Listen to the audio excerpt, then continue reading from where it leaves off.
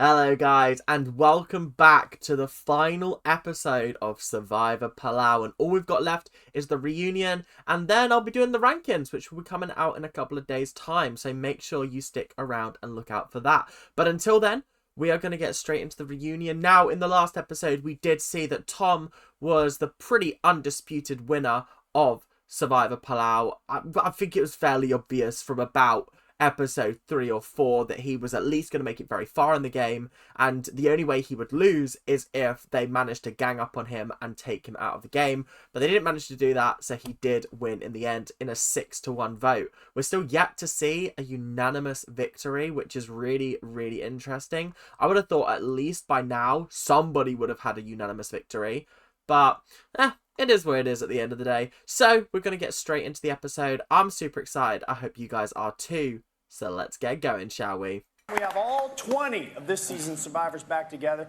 Great season. Going to cover as much as we can, starting with Tom. So they have included Wanda and the other guy. I find that hysterical, purely because they didn't even include them on the little like montage at the end of the series where they throw the things in the ocean. They didn't bother doing it for them. What happened to their names? They were very integral parts of this series. Why were they forgotten? Obviously, this is your hometown. You got a lot of crowd support New York out there. Yeah. Wait, they're back in New York now? I'm so confused. Every single time I watch these reunion shows, I'm like, oh, they're in New York. And then they're like, we're in LA. And then this time I was like, okay, they were in LA last time. They'll be in LA this time. They're in LA. Nope, we're in New York. Huh? At least give me some kind of continuity, please, for the love of God. I'm so confused about what is going on here. And you won 5 of 7 individual challenges. Also, another record. He won 5 out of the 7 individual immunities. That's wild. Has anybody won 7 out of 7? No spoilers in the comment section, but like I am curious as to whether that has happened before. I thought I was going to be able to hide underneath my gray hair, and it didn't happen too well. So I kind of, if anything, I played a lousy strategy game because I didn't hide well. Do you know what? I do kind of agree with him in the sense of like, it was just a little bit icky and sticky with like, he was trying to hide it, but then he wasn't trying to hide it, and then he tried to double back, but he was just too good at the challenges, and then they were on a winning streak, so he was like, fuck it, let's just go for it. He didn't even allow his team the opportunity to get rid of him pre-merge, so you gotta give him credit where credit's due. Katie, let's address the fact that you took a lot of heat in that final tribal council. You think? And I'm glad to see that world-class humour that she commented on in the final tribal council hasn't been lost in all this time. I don't dislike Katie. I just didn't think that she played a very interesting game, and I feel like mediocrity was rewarded, and she made it to the final 2 kind of by default. Yeah, it was tough. It was a tough one. I don't feel like she earned that place in the final 2. I feel like she was given that place by Ian. So, I don't know. I can tell you that as soon as I asked my question, to Katie, I lost focus. I didn't know what was going on.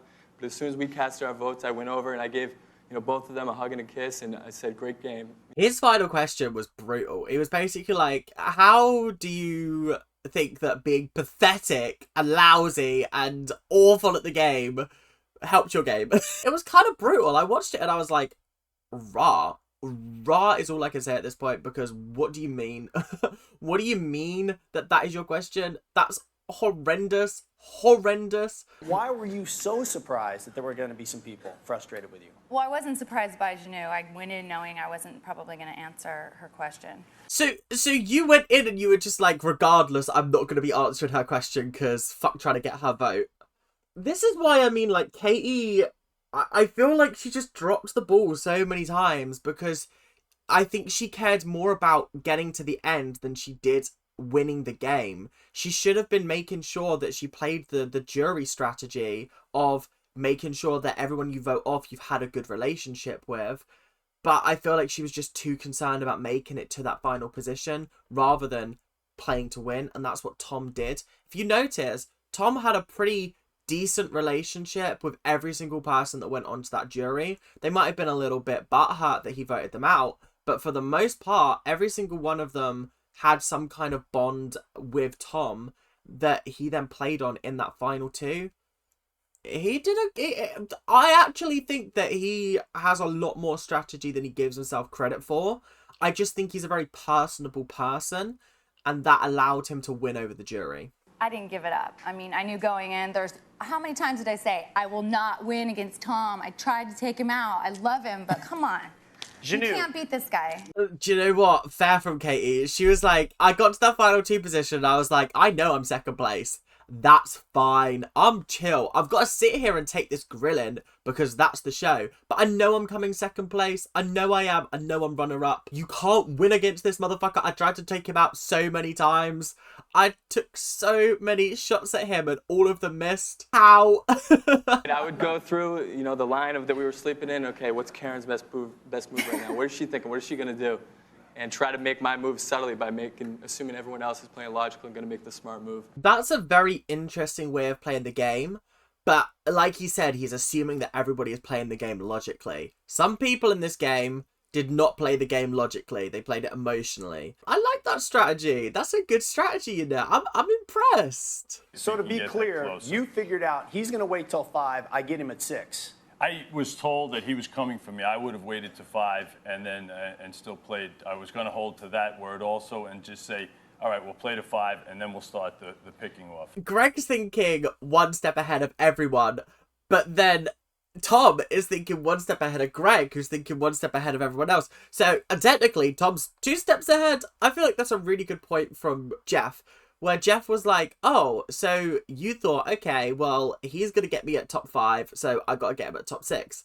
Yeah, absolutely. That's how you got to play the game. If you know that you are going to be got at a certain point, get the gotta early on in the game. The gotta is not a word, but it is now, and I'm going to be introducing that into my videos. Get the gotta.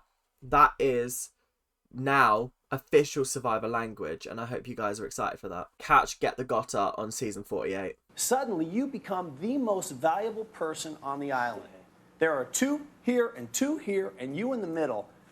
What happened? How did you go home that night? Because she rinsed everybody out. She sat there and she was like, this person's been saying this thing about this person. This person's been saying things about this person. These 2 people don't like each other. It was just backwards and forwards, and Karen just rinsed everybody out. It was perfect for the jury to understand who was making alliances, who was going wrong. I cannot believe Karen made it to the top 5 without any alliances, without any help. All she did was at top 6 be like, oh yeah, I'll join you guys voting out Greg. That's all she did all game. And it worked out for her. She got top 5. That's incredible. I'm really impressed with her. Like, actually, I've got to give her a lot more credit than I gave, like, her in the actual show at the time. Wow, I'm impressed, I gotta say. But then, obviously, the reason why they got rid of her was because she rinsed everybody out. Were you really processing the whole time? Absolutely. I mean, there wasn't too much else to do. Oh, Ian, I asked you one thing, and it was to get your hair sorted out. Oh my God. Put a little bit of product in it, please, for the love of God. My hair is not tearing today. It's not going well. So we're going to ignore the hypocrisy from me. But like, it's literally curling at the edges. Like, it's going over his ear at a 90-degree angle. This dude needs to sort his hair out. What does he look like now? I need to know what he looks like now. I mean, he's grown up. I think he's bald now. I can't lie. Okay, maybe you should keep the hair, bro. Maybe keep the hair. Maybe keep it as long as possible. Because, yeah, you've lost all of your hair. Rah, fair enough. Okay, cool. I wasn't ready to sacrifice, you know, what I was going to take back to my family and my friends back home for $1 million. So, And no regrets on that? absolutely not. No. See, this is why I don't think I could play these games, because I couldn't have that same mentality. I'm winning. Excuse me, I'm winning. I mean, first of all, I ain't lasting 11 hours up in that buoy. First of all, buoy! Boy, what? These bastard Americans trying to get me to say buoy. Anyway, I just think, you know what? I will backstab you. Yeah, I will. And I've just got to remember that, like, once the game's done and the game's over, things can go back to normal. Like, you got to understand this is the game. If I didn't get you, you were going to get me. So, Something had to happen. I mean, the game changed my life, and I had the opportunity to play with somebody almost 3 times my age, so. My demons were when I was a kid, I wasn't popular in school. So Survivor really is kind of like high school, so I wanted to be popular, I wanted to be the prom queen. But I mean, at the end of the day, it is kind of a popularity contest. Are you popular within a group of people? If people like you, they're going to keep you around. But obviously, I think people really liked Kobe. I think they really did like him. I think the issue is that he was too much of a threat when it came to strategy and gameplay, because he was too open about talking about, I want to get rid of this person, I want to get rid of this person. He didn't play it great in that term, but like, I really enjoyed him. His reactions on the jury were just the best part of the entire series. Every time something shady was said, it would cut to him going, and it's just brilliant. It's great TV. I don't think we've seen somebody like that on the jury ever, so it was great energy from him. when they showed me crying that day, I completely put it all to rest. I really did. It was the best moment of my life. Wow. That's so beautiful to hear that, like, he managed to put some demons aside, move on with his life, deal with some childhood trauma, all through this silly little TV show called Survivor. Obviously, it's not silly or little, but you get what I mean. And I have to imagine the next day after that episode aired, when you went into work, your buddies had a couple of things to say. I've been unemployed because I can't get work. Jeff's like, oh, your work friends must have been having a little cheeky ha ha ha ha. And he's like, well, I'm actually unemployed right now. I don't have a job. I don't mean to laugh, but like, what the fuck, Jeff? Sure, you should have done some research. Like, oh, are you still working where you were working? Okay, cool. Come on, do your research, Jeff. You know, I'm thinking in my head, this is a gay hairdresser. He's feminine. I'm going to whoop his tail. I'm a steel mill worker. That boy, he's got some tail, I'm telling you. Do you know what? Credit to James for not being butthurt about it and making it all into a big joke, because, like, that must have damaged his masculinity severely. But you know what? He brushed it off and he was like, yeah, chill. I can't remember exactly what the line was, but when he was like, I just got beat by a gay guy. That was the funniest line of the entire series. Whatever he said in response to that after the challenge was done was so unbelievably funny. I just had to laugh at it and be like, do you know what? This guy's a G. This guy's a G. Wow. I went and did, with my kids, I went and roasted hot dogs and marshmallows. First thing I did, and I don't take my wife for granted no more, neither. Good. It changed. Worrying. That's concerning, but I'm glad that it changed him for the better. Not a great indictment of what he was like before Survivor, I guess, but yeah, okay, glad that you are now roasting hot dogs and marshmallows with your children and not taking your wife for granted anymore. That's good to hear. And then your worst nightmare comes true. You get thrown on an island by yourself, and it turns into be the biggest moment of your life. I completely forgot that GOOOO was just abandoned on an island for a night. Like, that actually just could not happen to me, because I would just be sitting there shitting myself like, I've just got to survive till morning. What the fuck? I feel like I'm in a horror movie, because any snapped twig, I'm thinking, is there somebody there? Hello? Anyone out there? And then I just feel like blade through chest and I'm like, oh! Yeah, anyway. I don't think that's what the noise I would make if I got stabbed in the chest, but yeah, we're going to go with that. But yeah, GOOOO, I think I was disappointed with her dropping out, but I think equally at that stage, she was just sort of like, they're just going to get rid of me next. I've made it to jury. I might as well just dip now. Do you know what I mean? Because they're going to keep me and get rid of Stephanie, and I might as well let Stephanie get 7th place and get a little bit more cashola. There's another form of quit that we're going to talk about now, which is the engineered quit. And I'm looking at you, Jeff. I knew it was coming. I was waiting for it. He may have busted his ankle, but he should have tried even more. He should have tried his best. I reckon he would have been fine. But he just went, nah, I'm out. Bye-bye. Bobby John, would you have left the game with an injured ankle? You'd have had to cut my head off and carry it in a 5-gallon bucket. I wouldn't have left. And that is the correct answer. That is what we say. I think if an injury is done that requires you to have medical attention and you have to go and get to medical attention, it takes you out the game, that's different. A busted ankle, you're just not able to compete in challenges, which sucks, I know, but but you could have at least made it a little bit further in the game. You could have wheeled and dealed. Like, there were so many challenges later on that you would have been able to do that weren't necessarily physical, but you could have been a help in. So, I don't know. I feel like this is just like I don't know. I feel like he could have done something. Do you know what I mean? On the end, two people who never had a chance to quit, Jonathan and Wanda, because you didn't get picked. Jonathan! That was his name. That was the other guy. I remember Wanda because, like, icon. But Jonathan, I don't remember him. He was kind of irrelevant on the first day. He got chopped. And I think the conversation you gave me wasn't very nice. And I think maybe that happened to a few other people. And the fact was, you're very nice and personable, but I think when we were out there, you weren't. I think you kind of picked and choose who you talked to. And you just being like, yeah, the reason you were picked is because you sucked. You seem lovely now, but when we were out there, you sucked. You were awful. You were really demeaning. Oh. And maybe you had conversations with other people and they just thought, fuck you, dude. To be fair, I do remember on the first episode, people were like, we gotta vote this guy out.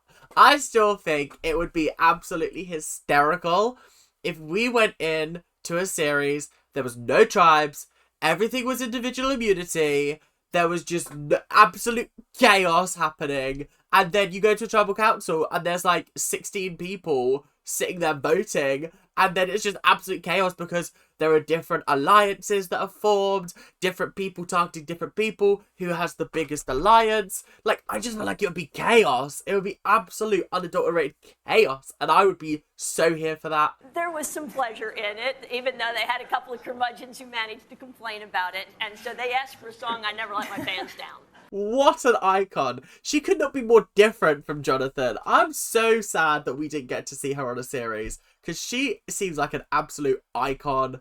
Imagine having her as your English teacher. I'd be so like, yeah, she's so cool. She's so swell. She's so cool. Yeah. We were stranded on Palau shores with coconuts and rats. We survived the heat, found some food to eat, and some survived the spats. Not her actually singing. That is absolutely crazy. You could not get me up on national TV and do that. That's mortifying, but also props to her for doing that because that's so iconic. Was there a defining moment when you think back on your time out there where it all crystallized? It's probably that night when I was by myself. So I can't get any worse than this. I'm the last one left. Do you know what? Fair and valid. Stephanie, what a superb addition to the series. Firstly, I'm super excited that we get to see her again next series because I feel like she got utterly screwed over in this series by just the team that she was on and just the team not being great at all. So I was just sort of like, I feel so bad for her. But also, she's done a good job getting to, what was it, 7th place? Out of 20 people, she was the last person on her tribe. Then she infiltrated GOOOO, and then she managed to make it to 7th place. She wouldn't have got any further if she tried any better. But she's still iconic. And I feel like there's something to be said for me watching her on the Traitors and being like, I really like this girl. And then watching her on this and being like, I really like this girl. She's great. She's a great vibe. I'm super excited to watch next series purely for her. Less so for Bobby John, but purely for her. And I'm very excited just to jump straight into that. But remember, we're getting into that in March. You go back in the Rolodex in your brain, that's one I go back to is Jellyfish Lake. Because for me, that was peace. Not many times people can go and find peace like that. I still just can't get over how wild it is that they don't sting you. However, wow, what an adventure. And that's something that like I love about Survivor is like the adventures that they get taken on, the unique experiences, the things that 95% of the world's population will never, ever, ever experience. 99% if I'm being 100% honest. So the fact that they get to experience it and we get to watch them experience it is just so, so cool. And I knew when I got voted off that we were going to self-extinct. And I knew it. I wanted them to do better, but I mean, when I go back to when I was those ages, I didn't listen either. So Jolanda cursed the entire team. She was like, you got rid of me? Self-extinct. Which I feel like is really, really funny at the end of the day. Like, I feel like getting rid of Jolanda at first was a wild and crazy move. I feel like it was the wrong move, personally. I feel like there were other people that should have gone first. Not Angie, but other people, definitely. Kim. I feel like Yolanda was just, yes, she was a little bit like domineering at times. However, sometimes you need that, and I wonder how Karor might have lost if Yolanda was still there. Who knows? There might have been some victories pulled out of the bag if we'd have gotten rid of Ashley or Kim earlier on in the series. Totally, the young people did underestimate We have great Karor. ideas. They're We're old. not- They can't do anything. And I kept saying, dude, we're not old. We think. We can't run as fast. We can't jump as high, but we think. And then we make a plan. And it was like, no, we got all the muscles. We were robbed. We were robbed of having Yolanda on this series because she just gets it. She gets that, like, old people might not be able to run as fast or, like, jump as high or do any of that. But, like, this is a game about mental strategy. Give me the update. You and Greg were a couple on the island. Are you a couple now? We were on the island. We had a good alliance. We had a good bond, and it was a good friendship, too, and we're still continuing to be friends. That sounding like it's a no to relationship, Jeff. It's a no. It's a no from me. Unfortunately, I'm going to have to dump you from the island. Yeah, tough and rough, Greg, is what it is. We are amazing friends. I actually live out in California now, and we get the chance to hang out and have fun. And That's also sounding like there's no relationship. Maybe a bit of cheeky sex, but no relationship there either. So really, this season, big flop. Big flop in terms of relationships. You take a random selection of Americans, a significant portion of them, no lawyer jokes, dislike lawyers. Nobody dislikes the mailman. And they all bought it. You guys didn't know. I would definitely be like, oh, this guy's a mailman. He's a G. I like him. He's chill. Yeah, we can vibe with him. Lawyer, I'm like, this guy's too smart for his own good. And I was looking at international adoption, and my cousin was actually brave enough to call me, and odd enough, she was pregnant and couldn't keep it. So I actually adopted a little girl. Oh, that's so sweet. I mean, to be fair, I feel like I did know that. Didn't she, like, isn't, like, Janu the godmother or something like that? Like, that's so sweet. Oh, that's so lovely of him. Oh, wonderful. Adopted a little girl. That's the kind of news you want to hear on this kind of show. Happiness. I named her Janu. Oh! Okay, I got it wrong. The child is called Janu, not Godmother Janu. I mean, probably there is Godmother involved, but damn, that's so cute. Oh, what a beautiful friendship they had. Want to know where they're going? Take a look. I'm excited. No, I'm out. What do you mean? There's a leopard slash... It's a leopard, right? Deep in the rainforests of Central America stand the ruins of an ancient civilization that once prospered and then vanished. So I already knew it was Guatemala, but a Mayan civilization. Guys, I really hope that they lean into this whole Maya thing, purely because they didn't lean into the whole World War II like burial site as much as I wanted them to on Palau, and I feel like that it was kind of an afterthought. Like, I feel like a lot of the challenges could have been themed more around that. Like, there were a couple that were really cool, like the one where you had to dive down into the wreckage of the ship or something like that. But apart from that, there wasn't like a great focus on it. For the first time, the castaways will actually live within the ruins of a vanished civilization. They're living in the ruins of a temple. That is fucking sick.